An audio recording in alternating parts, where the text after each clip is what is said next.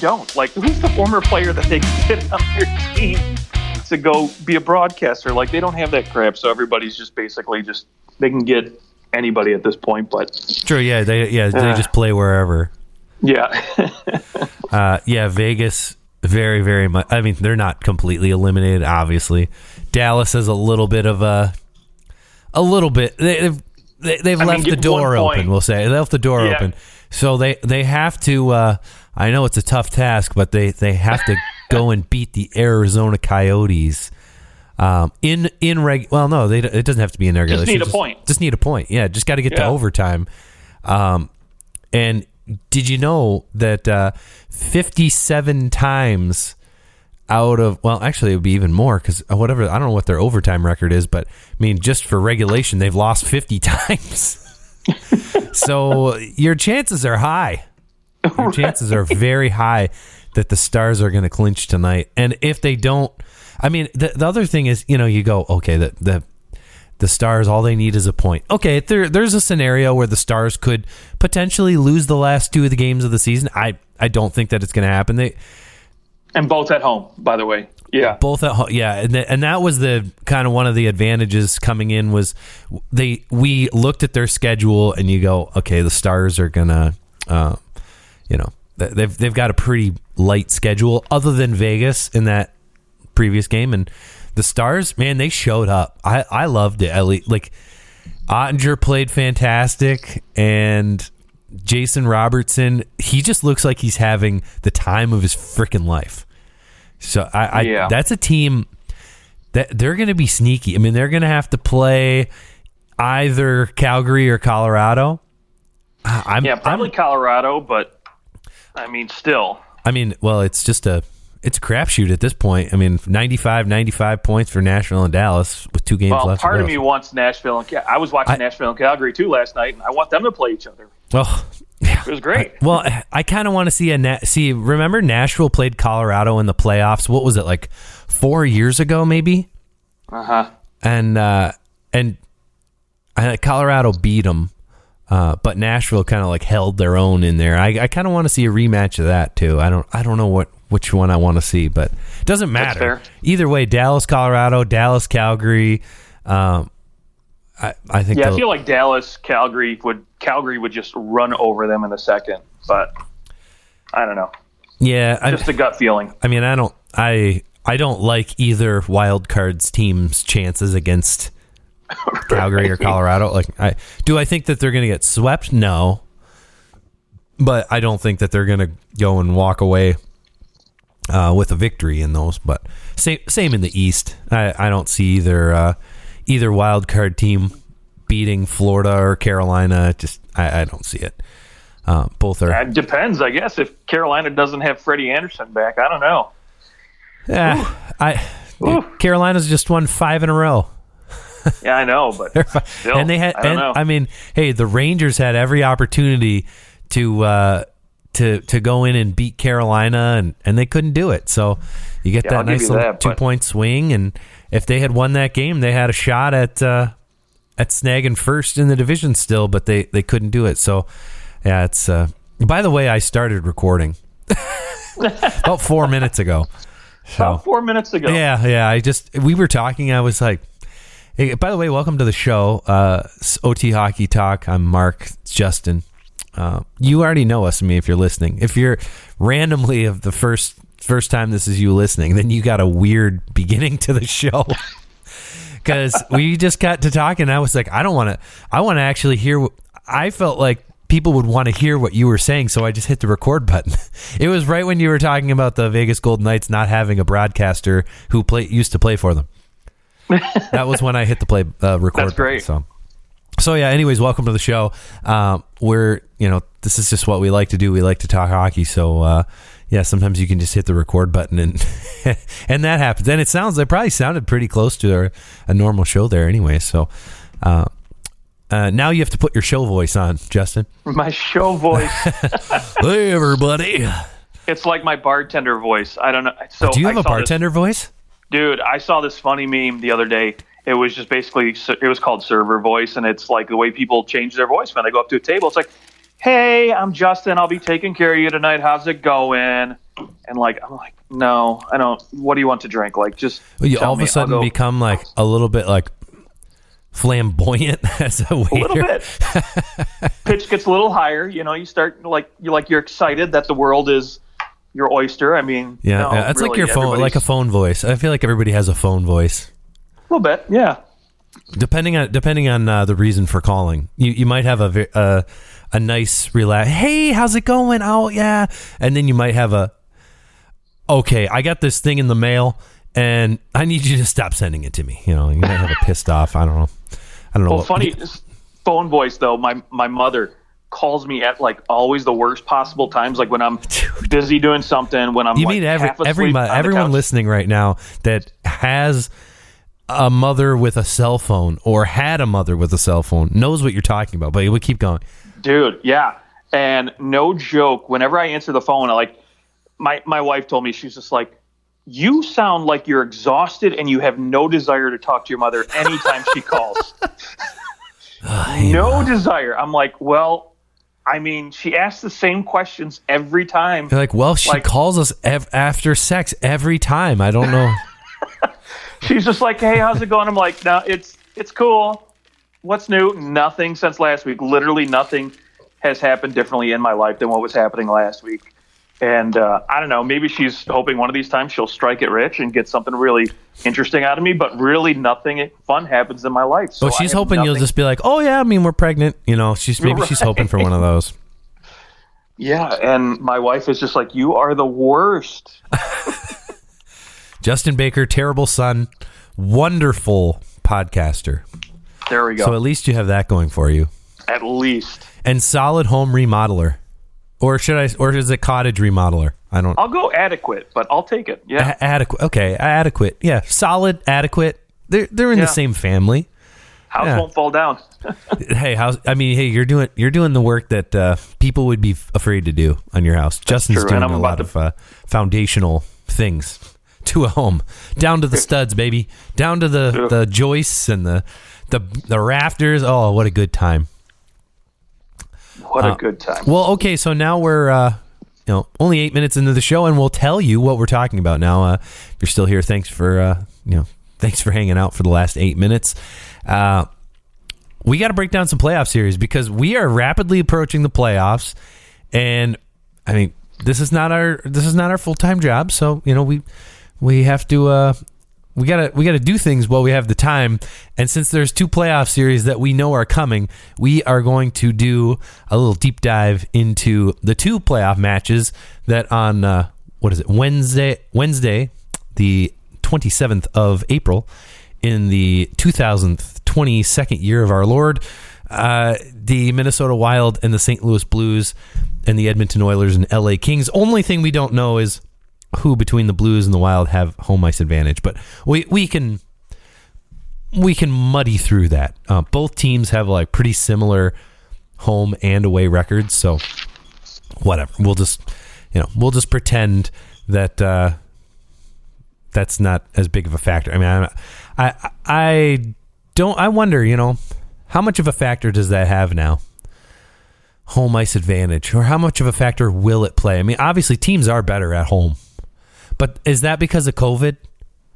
Like, has that been because, like, over the whole span of this season, you had a lot of weird stuff happening when you went, like, if you're Colorado, who's only lost 8 games at home all year long, maybe it's, hey, home's nice, comfortable.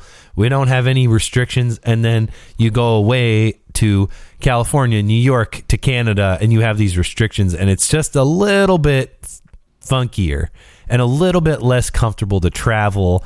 That maybe that's why the away records are the way that they are. I don't know. What do you think, Justin? Yeah, I mean, I could see there's a difference, right? If you're a team like Calgary and you're playing, say for instance, you have to play Nashville, right? There's that whole time zone difference.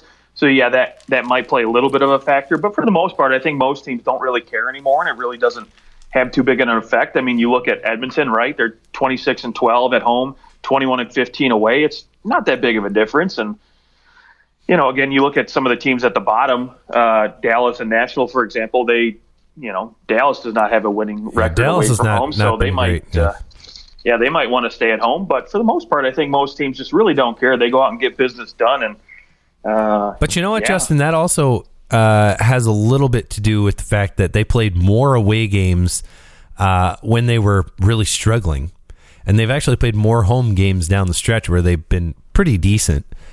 So I wonder what that kind of has to do. I mean, Dallas is the only team in the playoffs with a minus goal differential as well. LA's pretty close; they're a +2, but Dallas with a minus goal differential.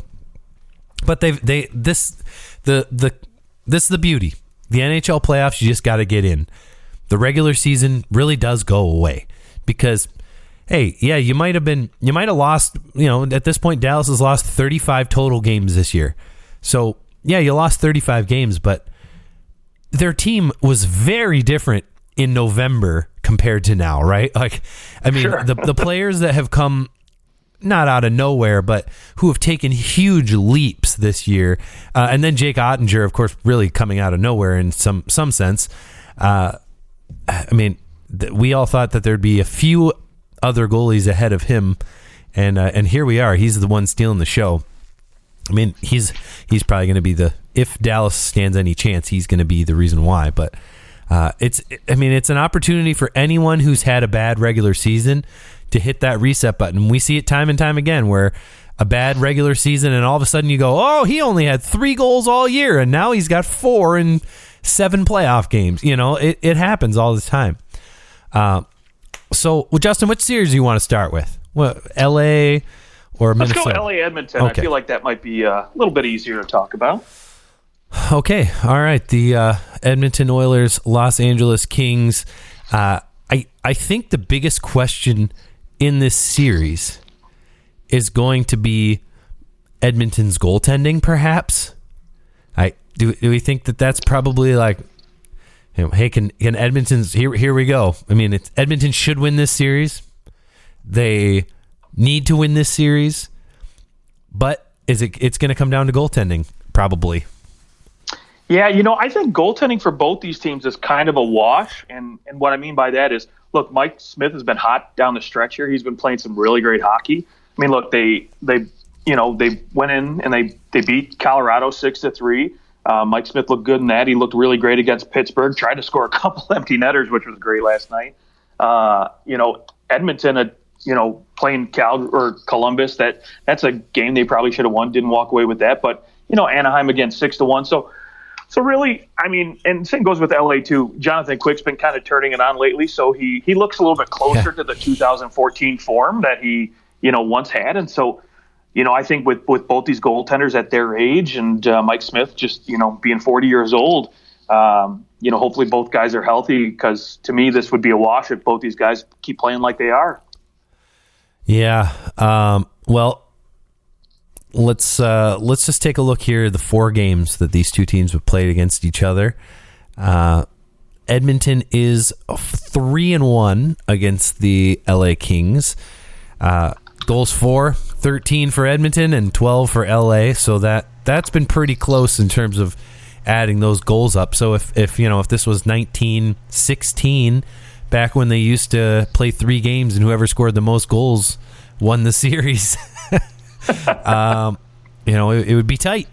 I mean, also this Oilers team is really a different team under Jay Woodcroft. Instead of Dave Tippett, right? Like, I mean, 24-9-3 compared to 23-18-3. So I think that this team really, how they've been playing the last 35 games compared to the first 43 games, is markedly different, and I think that is something that is going to maybe get overlooked. That Edmonton really is a lot better than where they're sitting right now, which is still good. Like, they had a good season. 100-point season is nothing to balk about, but I think they are better than their record, which is pretty terrifying, actually. Yeah. You can't discount that, right? They just look better. And what's funny is even Dave Tippett, known as more of a defensive coach's coach, really, I mean, under the new leadership and new coaching here, they played better defensively. So, with that in mind, you're going to go up against a team like LA that is, known for playing more of a well-rounded game too. So, between Anze Kopitar, who in my opinion is one of the better defensive forwards in the game, and again, Philip Deneau in there as well. They got two really good defensive-minded centers down the middle to go up against this this scary Connor McDavid, Leon Draisaitl matchup. So, yeah, I guess you have to ask. I know Darnell Nurse was out. That would certainly be. I think that come playoff time, I think he's supposed to be ready to go. But that's definitely something to keep an eye on. Injuries are always something that will play a factor in the playoffs. But anytime you're talking about somebody's number one defenseman, it could be a little scary. Who do you think's going to get the nod for Edmonton in goal? Oh, I have no doubt it's Mike Smith. I mean, the way he's been playing down the stretch, he's going to be the go-to guy here, and it's going to be his net. But how short/long is the leash? Yeah, I mean, I would say, honestly, it's going to be a situation. If he comes out and has a couple stinkers the first two games and Edmonton goes down 0-2, they'll make a change at that point. Yeah, I mean, he's won his last 5, right? I think that's... Yeah, now if they're close games, if he's not stinking it up in net, if he's playing pretty good and they still go down 0-2, I think, they'll still continue to ride Mike Smith as long as he's playing well. There's really no reason, unless you're down 0-3, your backs are against the wall, or, Mike Smith is just playing like absolute garbage to go to Koskinen at this point. Yeah, by the way, he has won he's won almost all of his 11 out of 11 games. He has won, or out of the last 13 games, he's won 11 of them that he's played in. One of them he didn't start. Another one they lost in a shootout, I believe. So, he's been playing very well. He's won like 8 in a row. So, yeah, I'd say so. He's been rolling. But, yeah, you hope. I mean, this might be the last hurrah for Mike Smith, where he's going to be a starting netminder for a team. I just hope he can stay healthy. I really do. Yeah. Like he is. Maybe he's definitely not the best goaltender. No doubt in my mind is he the most fun and interesting goalie in the playoffs. There's no one else. No one else plays the puck like he does. I mean, he's kind of the last of his breed. Goalies just don't play the puck the way they used to because they can't. Like they used to be able to go into the corners, remember? And so there was a reason to be brought up learning how to stick handle and be able to play the puck a ton. Guys just don't do it anymore. It's just much more rare. So Mike Smith, I hope he does well. But on the other side of the ice, who do you go with if you're LA? Are you going in with Jonathan Quick? Are you going to kind of give Cal Peterson the hey, thanks for playing so well that you got us into the playoffs, but Jonathan Quick looks pretty decent, so we're going to scoop him in there? Yeah, I think you have to go Quickie. I mean, he's been playing, just as good as Mike Smith down the stretch. He's basically, there was a short moment there where literally it looked like LA might actually fall out of a playoff spot. Yeah. And then they got on a little bit of a heater. They've won 4 in a row now, and it's mostly because of Jonathan Quick, right? And so, I think, again, if you're the team, considering his experience and what he brings to the table, I think you have to go with Jonathan Quick at this point. Now, again, I think the leash might be a little bit shorter with Jonathan Quick than it would be with Mike Smith, where, hey, if, even if he's still playing good and they're down 0-2, you might go to Cal Peterson to just try to shake things up, right? Whereas at Edmonton, I don't think you need to change goaltenders to shake things up unless Smith is playing poorly. Right. Yeah. I guess something that's clicking for me here. The Kings and the Oilers actually did play each other not too long ago. So that or Jonathan Quick, what he played against the Oilers March 30th and April 7th, they played against each other, and Oilers won both those games. So that's it was a game that Jonathan Quick actually got the hook. So Looks like he got the hook. No, he didn't get the hook. 33 shots against, 3 goals against that. There you go. Yeah, but both 1-goal games. I mean, both 1-goal games. Yeah, an overtime game. Yeah. So they're tight games. They're, the competition's really tight. I mean, early on in the season, right? LA wins 5-1. Then in February, Edmonton wins 5-2. So again, close games, pretty even. It looks like just on paper when you look at this regular season series. But is it really that close? I mean, do you think that again, LA's forward group and defensive structure on their back end without Drew Doughty, mind you. Yes, they are getting Mickey Anderson back on defense, who was their top defensive defenseman playing alongside Drew Doughty during most of the regular season. But, do you think LA's defense can contain this forward prowess that is Connor McDavid and Leon Draisaitl, I guess? Right, yeah. And as far as a team defense, because it's going to take more than just a defenseman, you're talking – here's the opportunity to shine. This is Winnipeg last year. They were able to contain Connor McDavid and Leon Draisaitl pretty well. Like, as much as you can hope to contain those guys. Remember, they had Connor McDavid going pointless for a couple games there too. Yeah. But who are you matching up against McDavid? Is it Philip Deneau or is it Anze Kopitar? Because you've got. That's a pretty nice choice between those two guys. And Philip Deneau has had a really nice offensive season. One that watching him with the Montreal Canadiens the last couple years, I don't think that when he's coming to LA that you're thinking, okay, yeah, here's a guy who's going to put up 20 goals. Seeing as he's never even scored 14 before. He goes and he scores 26. He's got 50 points. His second best regular season of his career. 53 was his career high, but more shots than he's ever taken in his career. I mean, he has proven that contract, man, and getting more responsibility and maybe having a little more openness to their game, it's been fantastic for him. Philip Deneau is like a totally different player in some respects. Yeah, and the great thing is right, when he was in Montreal, there was pressure on him to be that top defensive forward. He had to go and shut down every single team's top offensive lines, right? You had to match him up with, because you weren't trusting a guy like Suzuki against these players or anything like that, and you certainly weren't trying to throw out Cole Caulfield against these guys. So he and Josh Anderson last year were really the defensive guys for Montreal, and so. Yeah, in LA, right, he doesn't have that pressure. They've got Anze Kopitar, so they've got other guys who can do this. And I think if you're LA, you would probably prefer to, put Kopitar up against McDavid, just because I feel like Kopitar still got that better all-around game, and I think if you had to go point for point, it might be better. But again, if you well, don't the nice thing is you don't have to like away from home.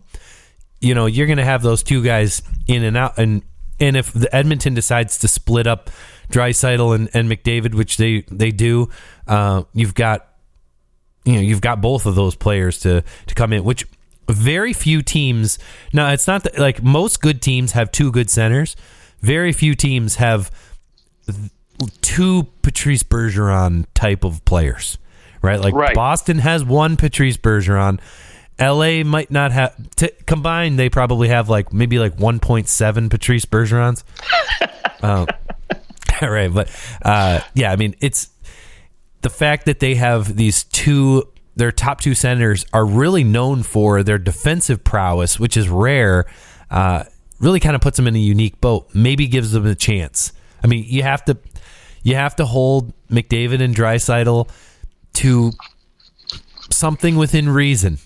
You got to keep them to maybe a point per game at the most, right? I mean, that's really where you ideally would like to keep them. If you have to go 7 games, don't give Connor McDavid more than 6-7 points, and same with Draisaitl. So that's going to be the challenge for this forward group, and can they shut down these offensive juggernauts?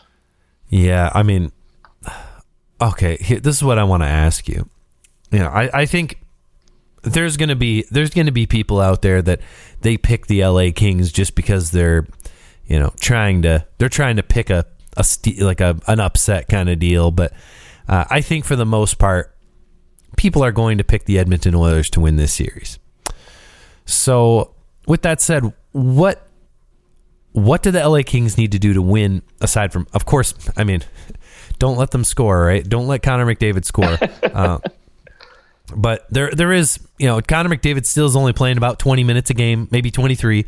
There's still 30, 40, 37 minutes of the rest of the game where he's not on the ice.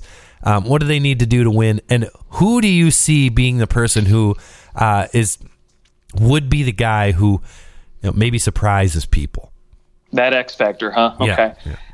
Well, first off, if LA has a shot at shutting down Edmonton and really taking over the series or winning it at least, because I agree with you. I do think most people are picking Edmonton to come away from the series. But if LA wants a chance, they have to be disciplined and stay out of the box. Edmonton has such a dangerous power play. They're number 3 in the league right now at 26.1%, just behind St. Louis and Toronto.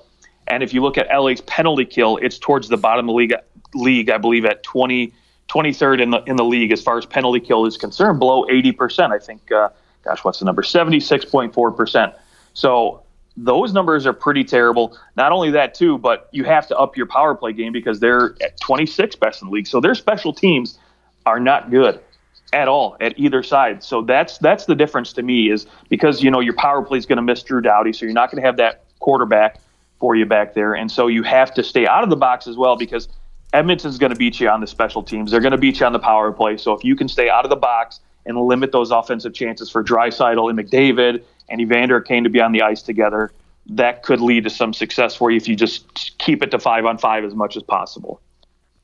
Now, I guess if I had to pick an X factor for LA, I think honestly I might have to go Quinton Byfield. I think there's been, obviously he's still developing. He's still, putting his game together. He did have 2 helpers in the last game. That was his, I think, his first multi-point game. You could be right about that, yeah. And I mean, so there's not a lot of pressure on him playing 3rd and 4th line minutes right now. I mean, obviously they got Blake Lizotte, playing 3rd line center minutes right now. But, for a guy like, Quinton Byfield, who was such a high pick, he's, 38 games, 10 points. So, he still has some growing to do, but I think this is a good opportunity for him, and maybe he seizes that against a weaker bottom 6 in Edmonton when he has maybe a favorable matchup situation that he can kind of take advantage of. That's a great point. The LA does have a little bit more forward depth than the Edmonton Oilers, mostly because they're willing to play a guy like Trevor Moore up in their top 6. He's been playing with Philip Deneau and Victor Arvidsson when now that he's healthy. Arvidsson only played in 65 games. Dustin Brown only played in 63. They had some decent injuries throughout the year. I mean, obviously we know Drew Doughty's out, but for a team that was expected to take a step but not necessarily expected to make the playoffs, for a team to have so many injuries to several key players and make the playoffs in a year like that, it is pretty impressive. Because usually that's not happening. I mean, Alex Edler only played in 40 games, and he's and that, I mean, that's a huge that he's playing 18 minutes a game. That's actually his last 4 games he's been up above 20 3 of those 4 games. So I mean, he's playing a lot of minutes, eating up tons of minutes for this team, and I look at a guy like Alex Edler who has playoff experience. You look at some of the other defensemen on this team, and there really isn't, other than Olli Maatta. But are we resting our laurels on Olli Maatta? Not really. But Alex Edler has been around the block quite a few times, so he's got that playoff experience. I think that he's probably a pretty important player for the LA Kings, especially without Drew Doughty. He's kind of he's like their number 2 guy, right? Like, so it's it'll be important that he is maybe used as a guy to settle that back end down. We know the core up front. I mean, obviously Philip Deneau just went to the finals last year. Anze Kopitar's been there before. He's won a couple cups. So is Dustin Brown. There's not a lack of playoff experience up front, but on the back end, I think it's Alex Edler's going to have to carry a little more than what we're used to seeing, but he's been doing pretty well. Yeah, well said. Yeah, especially, I mean, you look at this group of defensemen, right? Sean Durzee's been a revelation this year, and like I mentioned, Matt Roy and Mickey Anderson are going to be guys that are going to be more shutdown defenders. So, and then they got such a young guy in Jordan Spence, playing some minutes there too. Who knows what kind of playoff time he'll get? But still, right? Alexander Edler is the veteran, the big father of the group, so he's going to be relied upon, I think, a little bit more. So, yeah, hopefully he can still move his legs and bring it. There you go. Okay, let's hear your pick for this series. Who do you think's going to take this one? Okay, yeah, I think honestly, it's just going to come down to Edmonton winning the series in 6 games. 6 games. Yeah, I think the special teams is going to be a little bit too much. That back end is going to get a taste of what it's like to have to play Draisaitl and McDavid, and so. Yep. I think it'll be close, but ultimately I think Edmonton comes out on top. Boy, Edmonton's just been rolling. And LA's kind of had to. They played really well down the stretch when it looked like they might miss, and Vegas was coming real close to their heels. They pulled their bootstraps up, and they've been able to secure a playoff spot for themselves. I wonder if they've been going at playoff pace for too long. They'll make the playoffs. They might be able to even steal one in Edmonton just because of how well they've been playing down the stretch. But I think you're right. I think Edmonton takes this one. Things are so tight. It's so hard to call series in like 4 or 5 games because it's really hard to win 5 games or 4 games in a row, let alone 4 out of 5, especially since playoff teams this year more than ever. I mean, we've seen now it's we talked about it last show actually, like, dang, there's a lot of teams with a lot of points. We now have a record for the most teams with 100 points in the playoffs at 13. So that's the most. So much for Gary Batman's balance. Dude, Gary Batman. Dude, Joe Biden calling him Gary Batman killed me. And then who was it losing his mind right behind? Hedman dying. Yeah. Oh, so good. I loved it. Oh, Gary Batman. I mean, that's like how do you not, like, when you present the Stanley Cup, Gary Batman needs to come out in a Superman in a Batman costume. Oh, absolutely. That would be the greatest thing that he's ever done in his 30 years of service to the league. That would be spectacular. Or I mean, shoot, just the little eye mask would be amazing.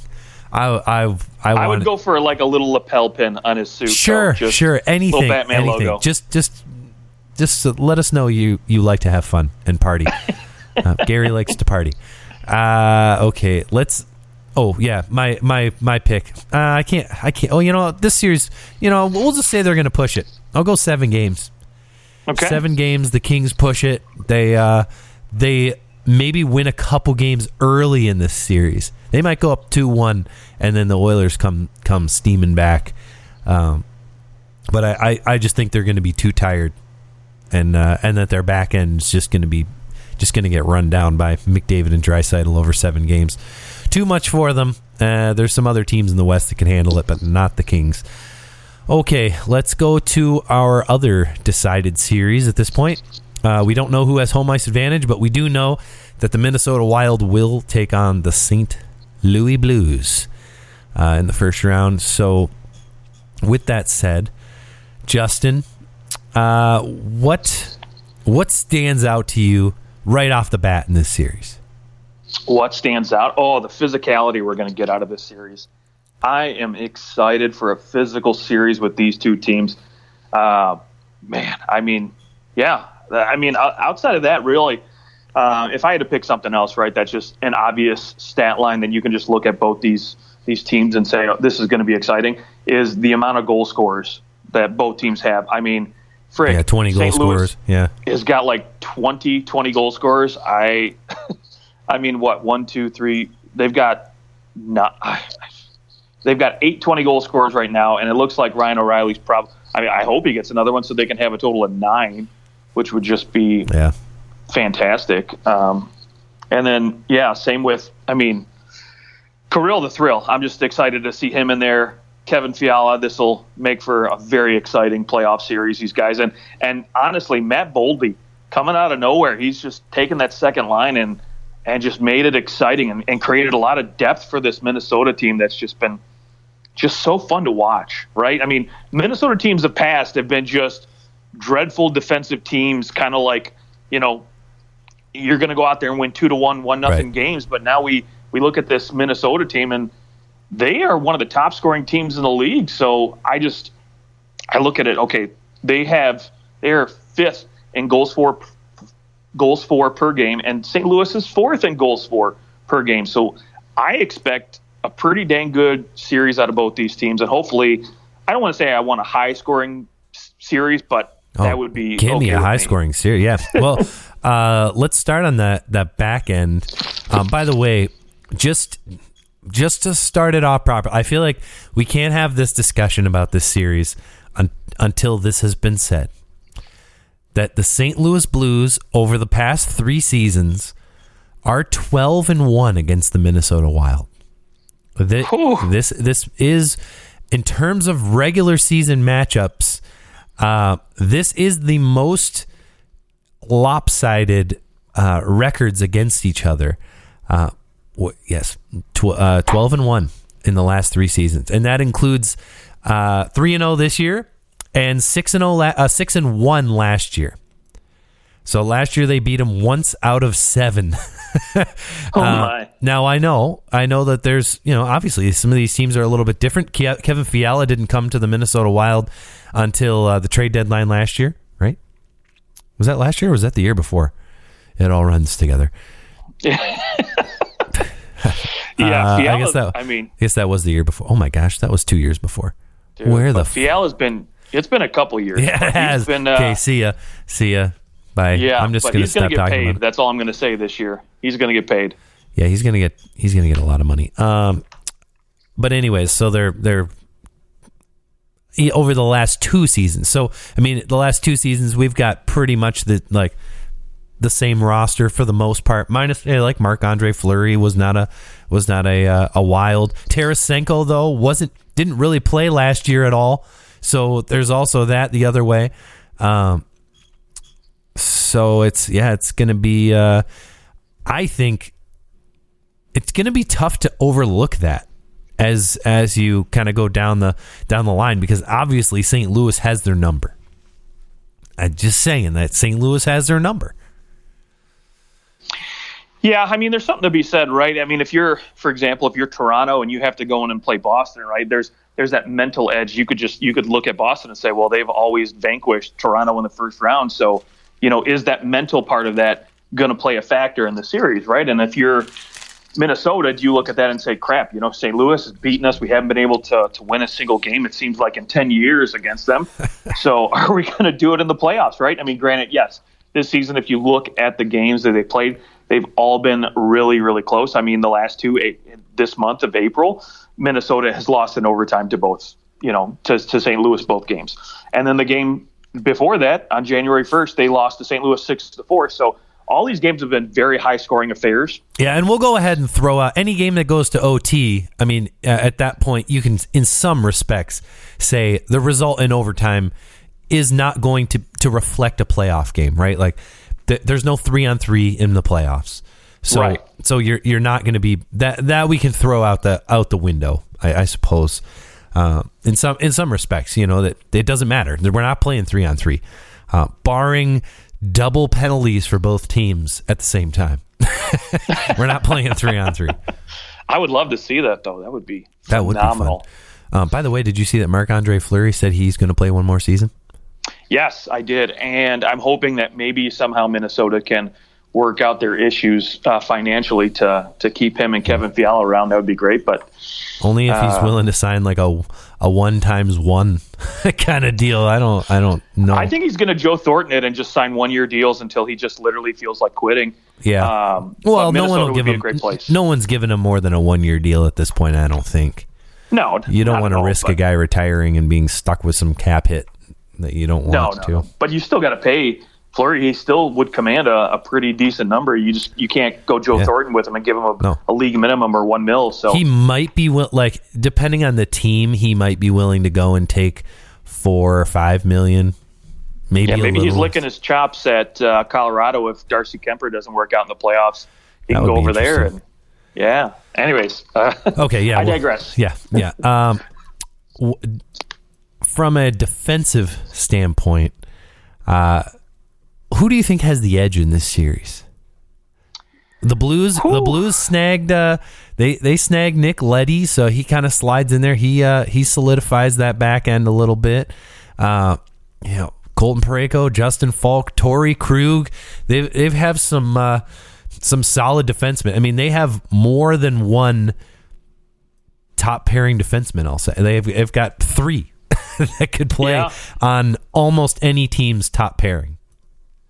Yeah, they do. I mean, Torrey Krug, when he's been healthy, has been great, and same with Justin Falk seems to have found another level this year. I don't know where he came from, just at both ends of the ice, right? He plays so good defensively already. He was doing that when he first came to St. Louis, but now he turned his offensive game back up to where it was when he was in Carolina. So that's been great to see. And of course, Parayko is just humming along like he normally does.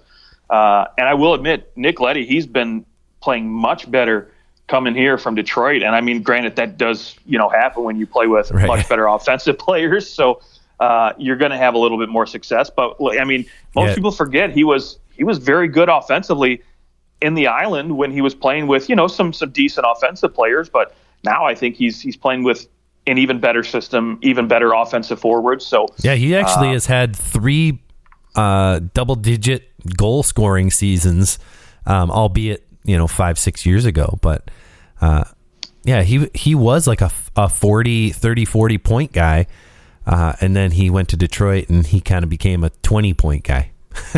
Yeah, I mean, outside of Larkin and Bertuzzi, right, there wasn't much the last couple of years for him, right. But I mean, I will say, he's 31 years old. He still has his legs. He can still move the puck out of the offensive zone very, very well. I mean, look, he's playing second pairing minutes where I think he is best suited for. So you pair him with a guy like Colton Parayko and looks pretty dang good to me. So give me more Leddy. And then they've got, this Callie Rosen guy coming up too. He's looked pretty good. Freaking from the Leafs, man.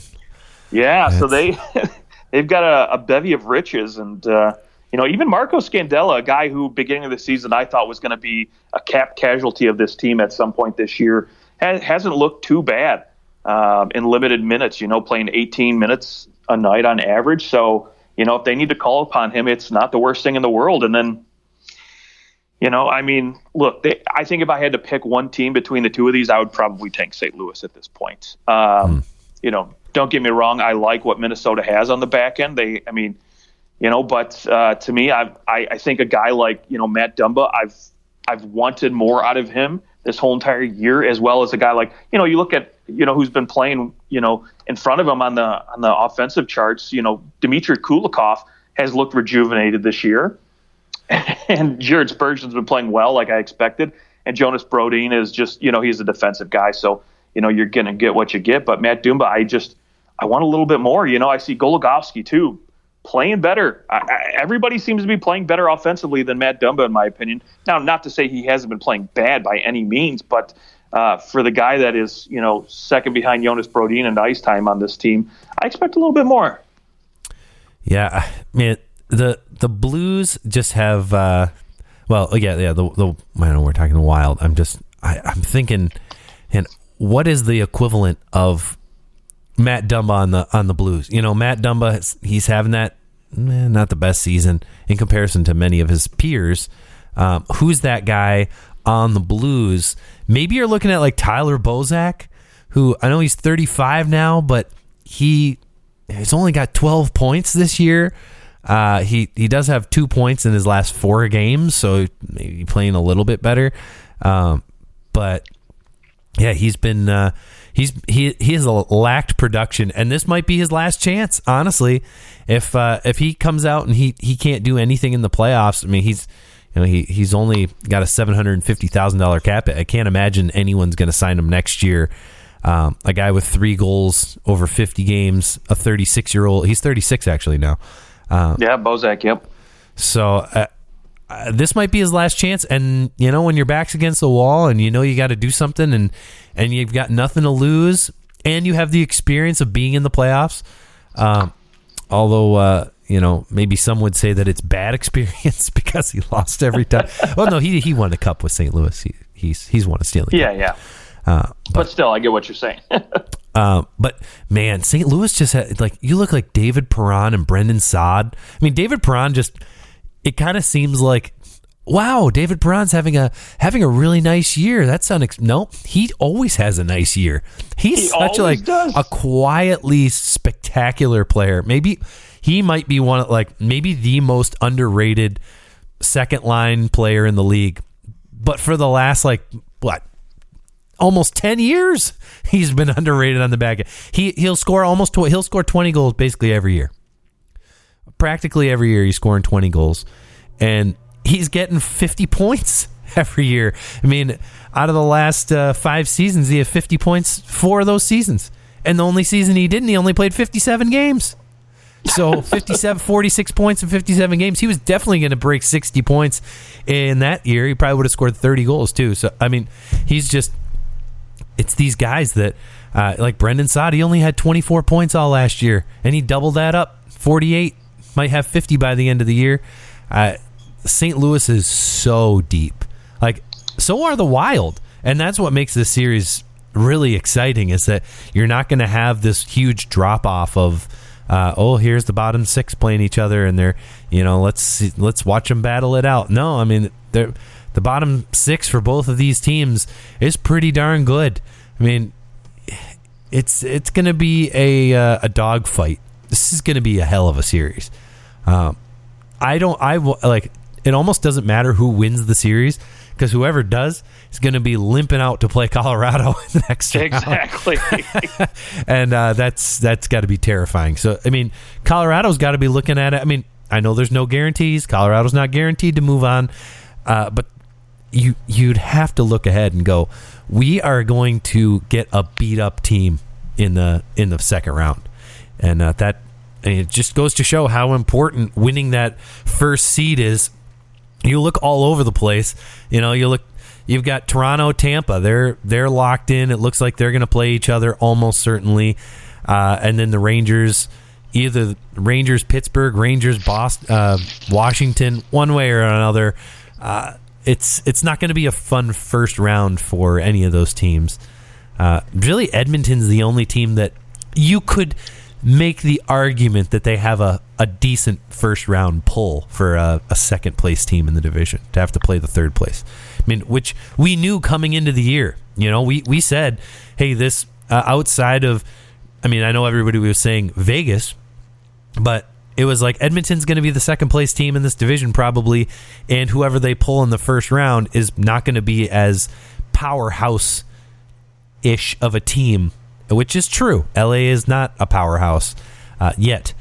So, I mean, I just feel bad for all the 2-3s because whoever wins is going to get, it's going to be blasted. I mean, that does happen pretty frequently, but we haven't really talked about goaltending yet. What do you think about this match? I mean, first off, Ville Husso. Are we going Husso for the Blues? Boy, 25, 6-6.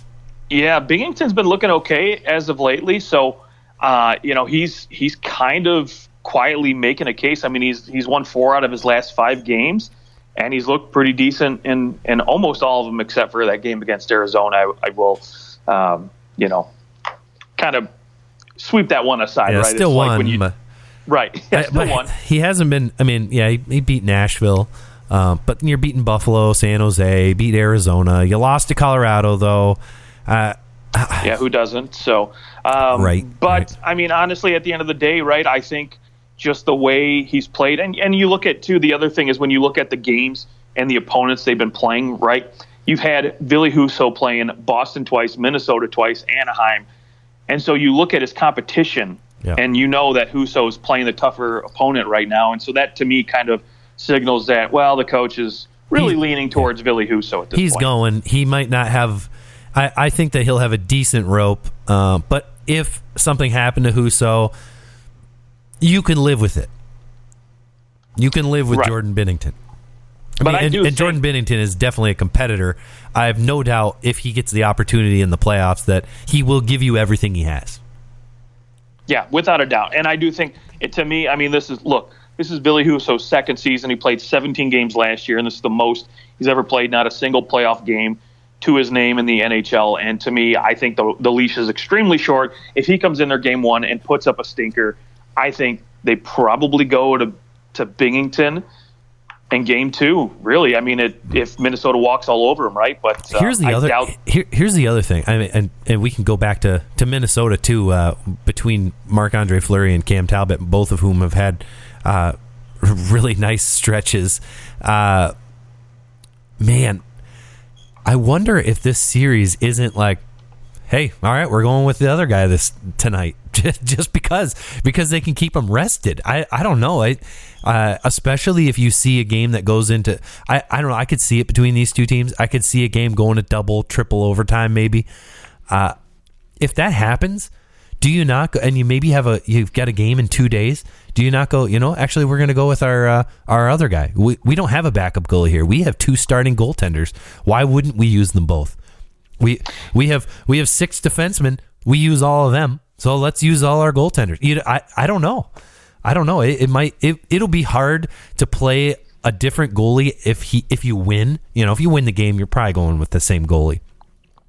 But I don't know. Maybe you just go, hey, we're going to roll the dice and we're going to play multiple goalies and see what happens. It could be very interesting down the stretch here, or in this series, because both these teams really do have the ability to play both goaltenders, not because a goalie's playing bad, but because they go, our goaltender can rest. It's fine. He doesn't have to play every game.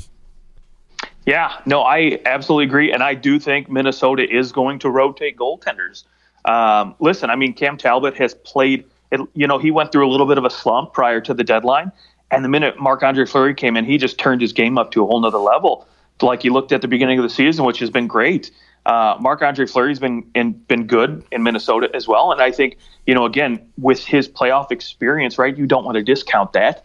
And so I think, especially, look, I mean, typically when you look at the NHL playoffs, they've always started before the NBA playoffs. I don't know why that's always been the case. It's just the way the schedule works out. But yeah, because usually the NBA starts in November. Early November, and hockey starts early October. Yeah. And in this case, right, it's just the opposite. The NHL is, starting their playoffs a little bit later. And so I think there's going to be a push to, I don't want to say that they're going to have tighter schedules, but I don't think there's going to be larger gaps in between series. Maybe not that 2-day break between the home, like when they have to travel. Right. Yeah. Yep, absolutely. So I think there's going to be, there might even be a couple back-to-backs in here. And so, to me, I think Minnesota is a prime candidate to have these goaltenders rotate because, again, both of them are playing, good hockey. I think Marc-Andre Fleury's playoff experience is going to shine through, and he's going to definitely – I mean, both these guys are competitors, and, I think if any team's going to play both goaltenders, it would be Minnesota. I do remember there was a couple times where there was a series that went to Game 7 and they played a back-to-back. Maybe it happened once or twice because of the scheduling. It was weird, but sure. I know the league doesn't want to do that. I don't think there's going to be back-to-backs. No, especially when you're traveling, right? I mean, you don't want to ever have to point to that and be like, well, shoot, that's why we got, that's why we lost, because we retired. Very true. All right, Justin, let's hear your pick. Who do you think is going to take this series? This one is a little bit, a little closer to me than the previous one. Yeah, I will agree with you. And I think, I don't want to call it an upset because I think no matter who you pick, the other team's going to be upset, but I'm going to go out and say Minnesota wins this series in 7. Okay. I think it's easier to pick the Blues. I think just given their playoff experience, they've got the Stanley Cup ring. They've got more 20 goal scorers, but I ultimately think it's just going to come down to goaltending, in my opinion. And whenever I have a toss up on series, I always go to goaltending. To me, that's the difference maker, and I think Cam Talbot is going to be good. I think Marc-Andre Fleury, if he plays, he's going to be good. And I don't have a lot of faith in Billy Husso and Binghamton like I would in Minnesota. So to me, I'm just going to give the edge to Minnesota in 7. I think this is probably going to be the highest scoring series of them all. That's what I'm going to say. Ooh. So I have to pick St. Louis here. They've played so well. They just seem to have Minnesota's number, and it seems to be because they just have so many mismatches. St. Louis can play Minnesota's game the way that not a lot of teams can. I got to go St. Louis. Now here's the funny thing. I think that Minnesota matches up better with Colorado than St. Louis, but I think St. Louis matches up against Minnesota better than St. Louis would against Colorado. So I think that Minnesota is going to lose this series. It's going to be tight. I think it'll be 6 games, though. 6 games, okay. And now, okay, here's what I'll say. If St. Louis gets home ice advantage, it'll be 6 games. If Minnesota gets home ice advantage, it'll be 7. Okay, I'm putting you down for 6. Okay. Yeah, there you go. Okay, 6. That's fine. All right. Well, that's our show. We'll do more playoff previews as soon as they become available to us, and we know who's going to play whom. I guess we pretty much know that Tampa's going to play Toronto. It'll be a heck of a stretch if the Bruins can win the last 2 and Tampa doesn't get a point in the last 2. That would be. Well, we'll see. We'll see what happens. I want a Boston-Toronto series. I'm a glutton for punishment. Justin, any last words? But I would love to see that too. Are you kidding me? Exercise those demons, because I think after that shellacking Tampa put on Toronto, maybe they're not looking forward to playing them in the first round. They were asleep. Let's hope so. They were asleep, and I don't think Austin Matthews wasn't playing either. He wasn't, but I'm excited to see him go in this 60. playoff. More than any other player, I'm more excited to see Austin Matthews compete in the playoffs this year. Even more so than Connor McDavid. I think, obviously Matthews doesn't have as much to prove as a guy like McDavid, but I want to see Matthews rip it up and score if he went to the Stanley Cup Finals, for example, like 24 games, I want to see him put up like 30 goals. No one's ever scored 20 goals in the playoffs. I find that it's funny. Like, no one's ever scored 20 goals, 19 goals. I think it's done 3 times. So we'll see. If somebody could get 20 goals, that'd be pretty epic. Matthews could do it. And Matthews would be the guy to do it. You'd think that either him or Ovechkin would have done it at this point. But all right, that's our show. Find us on Twitter at OT Hockey Talk. Justin, have a good rest of your day. To our listeners, thanks for listening. Enjoy the rest of the NHL's regular season.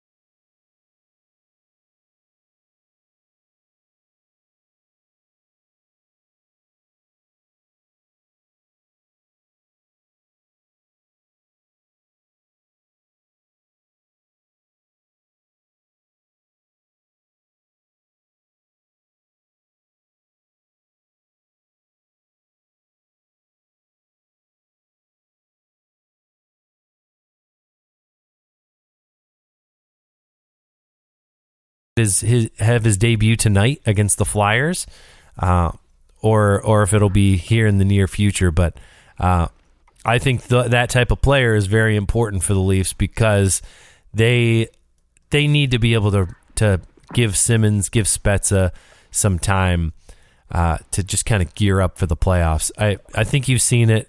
Wayne Simmons, this is probably his last year. My guess is he retires after this year, to be honest. He's played quite bad. He's getting healthy scratched all the time. He's just slow. He's slow. Yep. Yeah. And unless something really changes, unless he really goes to work, loses weight, and is able to get some of that speed back. Even his hands just don't look as good. Spezza's hands are still there.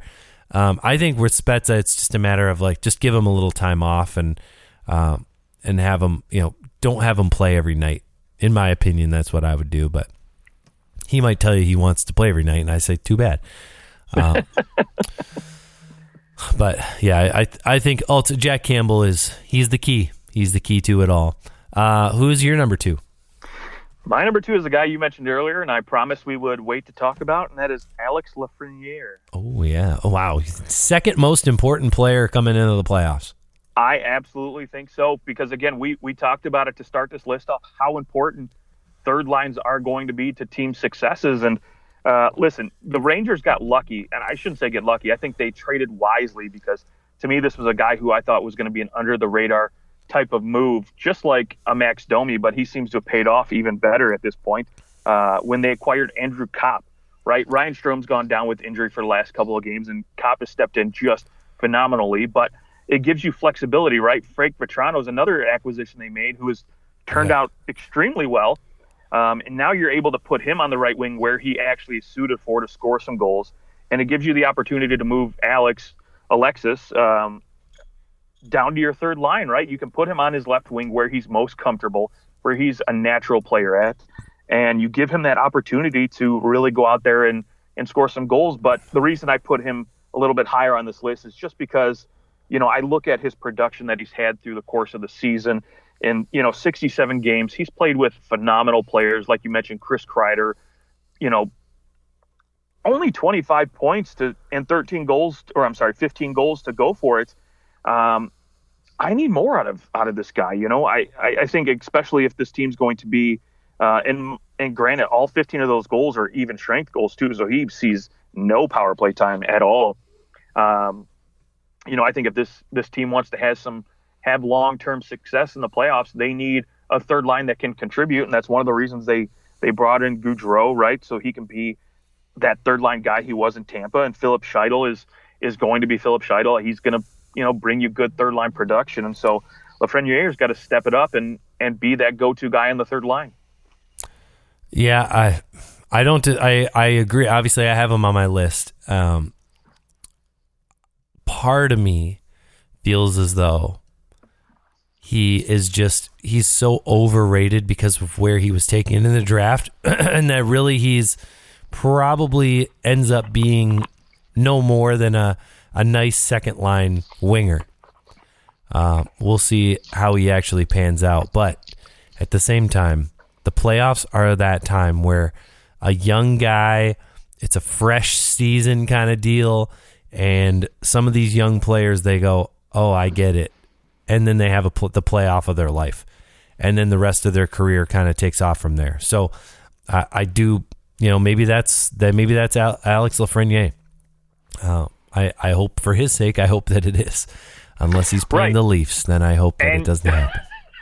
Right, and you look at, again, Capo Caco's been out with injury, and I know there's been talks, again, with one of these two guys possibly getting moved. It was at the deadline. They were thinking about moving one of those guys, and I think if you're going to seize an opportunity to say, hey, you know what, this is why you should keep me, and maybe, especially, again, this is a big what if management's thinking this. If Chris Drury's up there thinking, okay, I need to move one of these guys and bring in another piece, say we don't go far in the playoffs, this is your opportunity to give him a reason to keep you. Yep, 100%. Okay, on to the number 1. Who do you have? So I've got a tandem, and you've already talked about them, but for me, I don't think there's any other tandem that's going to equate. Yeah, the Edmonton Oilers goaltending is going to be so listen, they've just got to be better, right? If Edmonton wants to go deep, especially if you end up in a series where you face another Winnipeg that shuts down McDavid and Draisaitl, right? I mean, Evander Kane was brought in to help kind of alleviate that, so you don't have to pair those two superstars together, and you hope to spread out the offense. But if for some reason offensively they get stymied and they just can't produce, you've got to have good goaltending back there, right? The goaltending's got to bail you out. And right now, I would not look back at that goaltending and say, okay, they're capable of bailing them out. Right. And what I'll say is that while you're number one, tandem, you're asking them kind of to do something that either they have never done or, in Mike Smith's case, has not really done in a long time. Right. So it's almost like it's like grasping at straws for the Oilers, right? Like, and I think a lot of people recognize that hey, you can tell these guys to step it up all you want, but they're incapable. It's just some people you can try as hard as you want, and Nick Foligno is not going to be Connor McDavid, just like the Oilers goaltending is not going to be good. Like, I'm sorry, that's just. I don't see it happen. Now, does it mean that they can't be good for a game? No. They'll have like nice little flashes in the pan, and maybe that's enough to get them through the first round. Beating an LA. Do I think they have what it takes to beat LA? Yeah, probably. Can they beat Calgary in their present situation? No. I mean, Calgary's goaltending, their defense, their depth far exceeds anything the Oilers have. The only thing the Oilers have is McDavid and Draisaitl. Let's face it, that's it. And Evander Kane helps, but everything else has just kind of been what it is. It isn't much different than what we've seen in the past. My number one is a little more like you've done it before, and we've seen it this season, but we need to see it from a huge, crazy extent. You need to go on your hottest run you've ever had, and that's Connor Hellebuck. If the Winnipeg Jets are going to make the playoffs, Connor Hellebuck, who, frankly, I mean, he's playing really well. He's won 4 of his last 5 games, and granted, 2 of those games, 2 of those 5, one of the win, the one loss, he allowed 4 goals, but he got a shutout and allowed 1 and 2 goals in the other ones. He's been playing well the last 5 games. And he's won 7 of 9. So it's not as if 6 of 9. So, or 6 of 8. Oh my gosh. It's there. Connor Hellebuck has it in him. And if the Winnipeg Jets are to make the playoffs, I mean, there's no other team that has a player like Connor Hellebuck who you could say, honest to God, that guy could, these last 13 games of the season, they could win 11 of them because of Connor Hellebuck. It's a stretch, sure, but if they are going to make the playoffs, he is the most important player in the league right now for any team to make the playoffs, especially with where they sit on the outside looking in. They've got 1 game in hand on Vegas, and Dallas has 3 games in hand on them. They're 4 points back. Like, there's the math is against them. But I think if they were to win 10 of their last 13 games, that would put them at 96 points. 96, is that enough to get them in? I don't know. That might, and we might be seeing in the West 100 points is what you need to get into the playoffs. Ooh.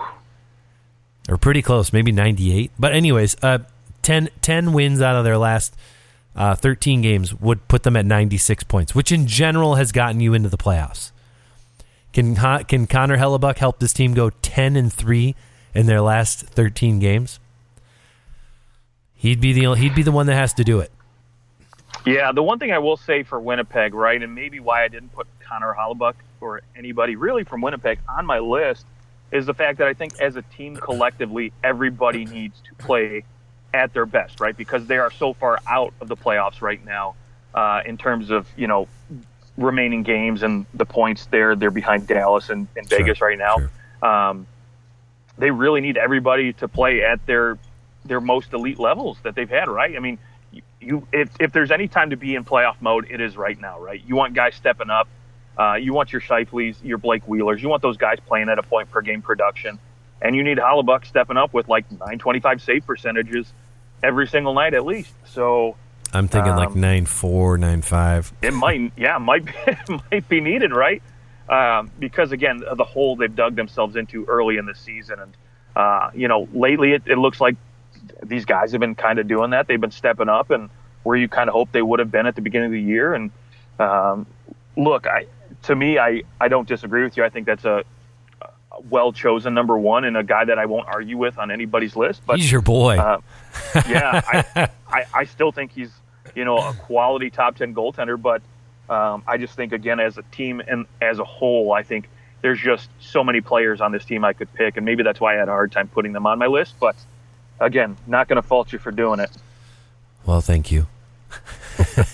All right. Well, that's our, top 10 players that need to pick it up. There you go. We will be back soon. You can find us on Twitter at OT Hockey Talk.